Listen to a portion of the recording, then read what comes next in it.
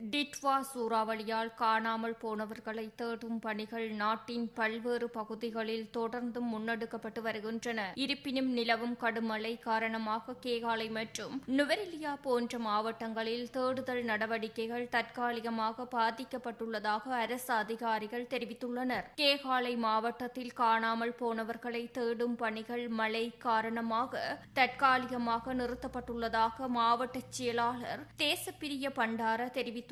கடந்த வார இறுதியில் ஒருவரது உடலம் மீட்கப்பட்டுள்ளது. மண் சரிவு காரணமாக சுமார் 40 அடி உயரத்திற்கு மணல் மேடுகள் உருவாகியுள்ளதால் இயந்திரங்களை பயன்படுத்தி தேடுதல் நடத்துவதில் பெரும் சிரமம் நிலவுவதாக அவர் குறிப்பிட்டுள்ளார். நுவரெலியா மாவட்டத்தில் ரம்பொடை போன்ற பகுதிகளில் தேடுதல் பணிகள் இடைநிறுத்தப்பட்டுள்ள போதிலும் ஏனைய இடங்களில் தொடர்கின்றன.